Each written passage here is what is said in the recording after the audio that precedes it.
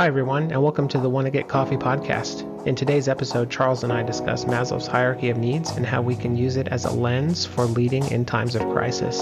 As usual, we focus heavily on the people side of the leadership equation, which we agree is especially important in an after-COVID world. Thanks for joining us today, and we look forward to continuing the conversation on your social media platform of choice. 99% of the time of our careers working together, we focus all of our energy at belongingness and above, at the psychological needs level. And we talk a lot about self-actualization and what that looks like and how that's different for different people. We certainly address esteem needs, and really our floor in good times is belongingness. It's very difficult to have a work-related conversation about a deliverable or about someone's career when they don't know where they're going to be living next week, or their parents have COVID, or their kids are starting school and they're not quite sure what decision to make, remote or in person, and what the implications of that are. And so what I wanted to talk to you about today is the reality of this new floor, which is down to the basic needs, and then what we can do as leaders to help our teams, our people, our organization. Yeah, I think you're right. I mean, that's the privilege of kind of most of Western society. If you've got a job, right, your lower basic needs are met. I think the crisis shows that we're all susceptible to being pushed down this hierarchy into the basic needs. When I think about the responsibility of a leader during a crisis, it's to, recognize that there's going to be this rapid cycling, up and down this hierarchy. But there's just volatility that comes along with a crisis, where if you talk to somebody last week and they're good, right, and they're able to focus on a deliverable or a project or some sort of outcome, it doesn't mean the next week they will, right? Because things are changing so rapidly, and there's so much uncertainty out there. And so I think part of what came to mind as you were showing me this is that as leaders, we have to recognize that people's basic needs will get challenged. Right? It's not a question of if it will, it will. And we have to start by,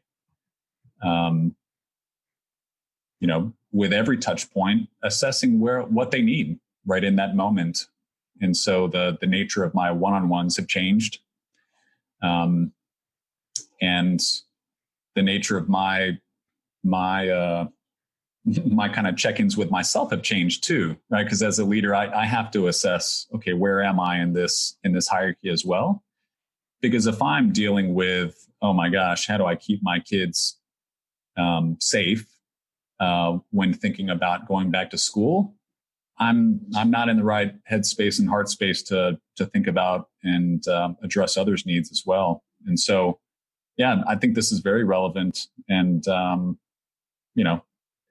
other time we could talk about some personal situations where I was pushed way down low in crisis and had to rely upon others to kind of help me get back up.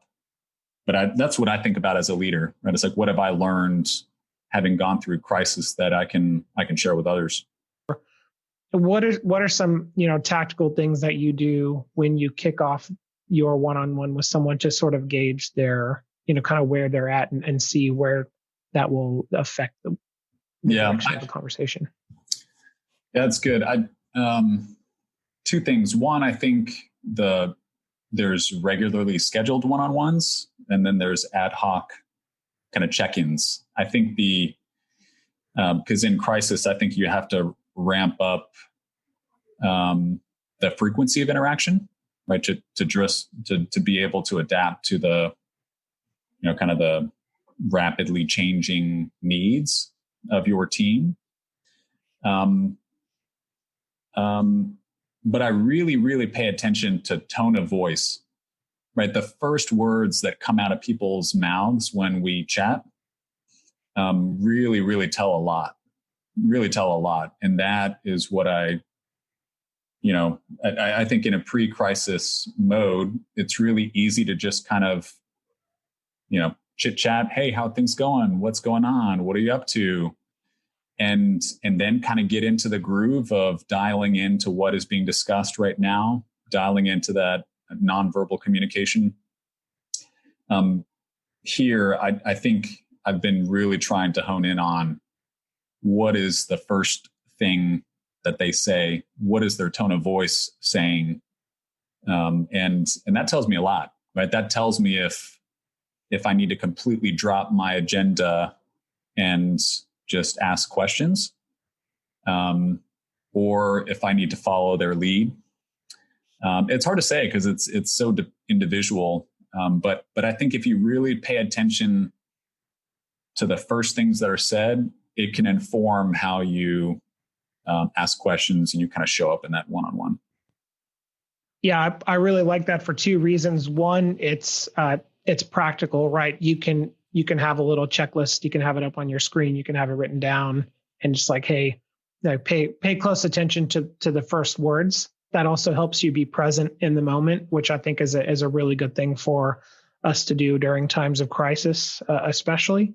And also, though, this presupposes that you know your teams well, the humans that you work with well, and you can sense when something's up. You have a baseline. Yeah. And so one thing I want to talk to you a lot about as we go on is this idea of almost like crisis inoculation, right? What are the things as a leader you should be doing before the next crisis, right? We'll get through this thing. Pandemics end, economic cycles rebound.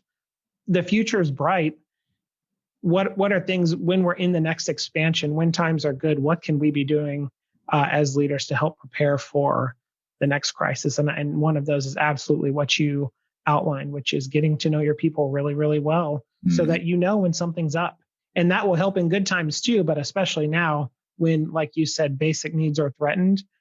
You have a early warning system built into your spidey sense, which will help you support your team, which I really like that. So yeah, that's good. One thing I found too is a lot of times I'll ask. I don't make a habit of doing it every time, but in my last sort of group discussion with my mentor tree, I just said, hey, on Zoom, everybody, use the thumbs up reaction if your physical needs are being met. Like, do you have everything that you need? And, I had this sort of Brady Bunch view on there, and I saw everyone said that their needs were being met. And so I felt like, hey, in that moment, things are good for now.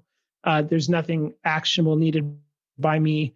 And then every now and then, in one-on-ones, especially when I try to spend some of them outside walking and encourage others to, get up and get active and moving. It kind of encourages the physical needs, right? Getting movement. Yep. And also it's a little bit more informality. We can say like, hey, I'm just calling. I really want to just check in with you right now. Is everything going well? And, I had a sort of the initial feeling of the conversation. This was 3 weeks ago was, everything's good. The first few words were positive. And when I kind of said, hey, I just want to check in on you. How are you doing?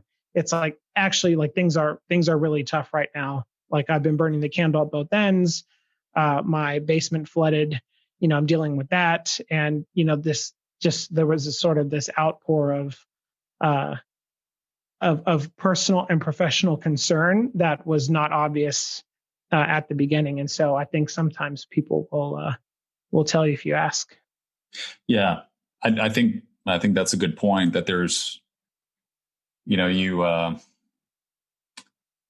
it's worth asking again, right? Because if you continue to ask, you'll get different answers. And one of the things that reminds me that I do in every one-on-one now is I ask, when are you going on vacation next? Right? Because there's this,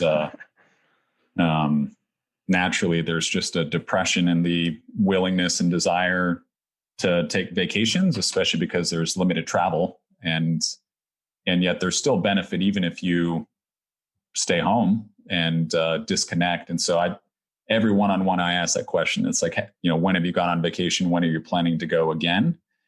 And oftentimes through that, you can help the person identify that they might have some more basic needs that need to be met that would be better served by taking time off. So I really like that as a very tactical, kind of practical question. That's it for our first episode. Thanks for joining us on the Wanna Get Coffee podcast, and we'll see you next time. Have a good one.